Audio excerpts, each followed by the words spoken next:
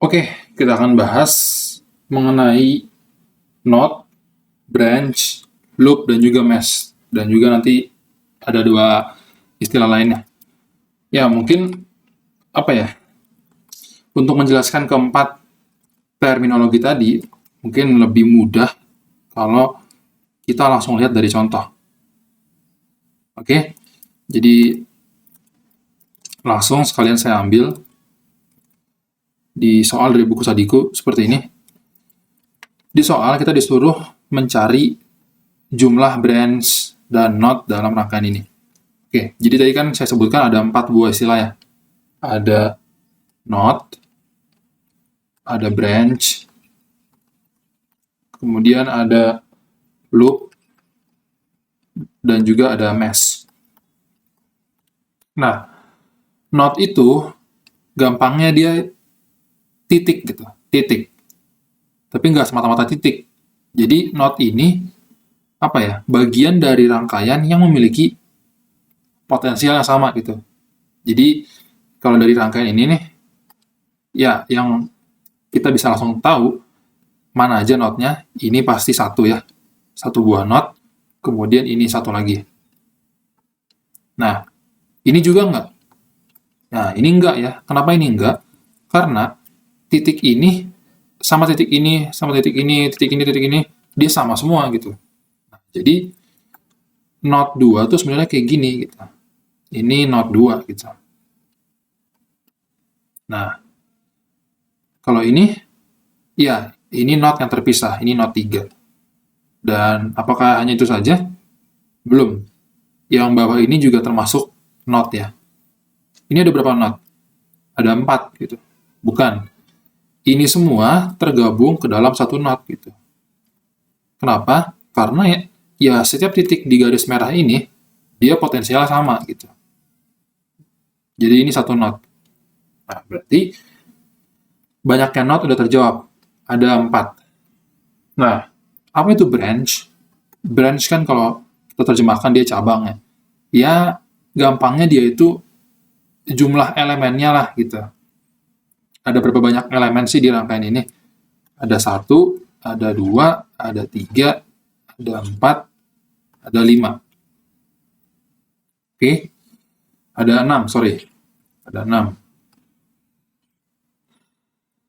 Nah, berarti jumlah branch-nya ada 6. Ini udah terjawab ya. Dan semoga saja dari contoh ini udah jelas apa itu node, apa itu branch. Kalau loop dan juga mesh, dia itu kayak gini. Sebenarnya loop sama mesh ini istilahnya agak mirip. Yang lebih umum itu sebenarnya adalah loop. Mesh ini adalah loop terkecil dalam tanda kutip gitu. Nah, gimana? Jadi kayak gini. Ini aku kasih stabilo ya. Jadi ini tuh satu mesh. Ini juga satu mesh. Ini satu mesh. Mesh itu adalah loop terkecil. Jadi loop yang di dalamnya udah nggak ada loop yang lebih kecil lagi gitu. Nah, ini juga bisa kita anggap sebagai satu loop. Tetapi dia itu bukan mesh. Kenapa? Karena di dalam loop besar ini, yang kuning ini, masih terdapat 2 buah mesh gitu. Oke? Jadi, mesh itu adalah loop terkecil. Paham? Jadi, mana saja dari sini mesh-nya? Ini satu mesh, ini satu mesh, ini satu mesh, dan ini satu loop gitu. Berarti kalau loop-nya itu kan tadi 3, kemudian ini satu loop, ini satu loop juga, ini satu loop juga. Kayak gitu. Oke, semoga saja dari contoh tersebut udah paham apa itu node, branch, loop, dan mesh. Nah, ada 2 istilah tambahan yang sangat penting untuk diketahui, yaitu terkait dengan super node dan juga super mesh. Nah, apa nih super? Di beberapa buku, super node ini ada yang bilang sebagai surface gitu ya, permukaan. Tapi lebih umum sepertinya istilah super node. Nah, Kalau tadi knot itu ini, ya kan, yang merah ini, super knot ini adalah gabungan dari beberapa knot yang kita tinjau sekali aja gitu. Jadi gabungan beberapa knot yang kita anggap sebagai satu knot besar gitulah. Satu knot besar. Jadi hubungannya mirip antara dengan loop dengan mesh gitu. Jadi super knot ini, contoh ini ya, ini adalah satu super knot gitu. Atau misalkan ini adalah satu super knot gitu.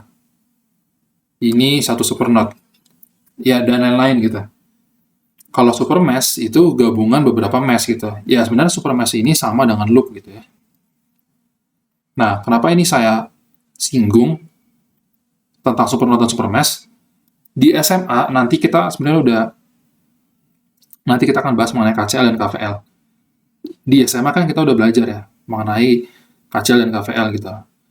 Nah, tetapi ternyata bentuk KCL dan KVL itu sebenarnya lebih luas gitu. Dan perluasannya itu adalah ini. Nanti kalau KCL itu perluasannya di super knot, kalau KVL perluasannya ada di super mesh. Oke, jadi penting keempat istilah tadi dan juga 2 istilah tambahan ini. Oke, sekian, kita lanjut di bagian berikutnya.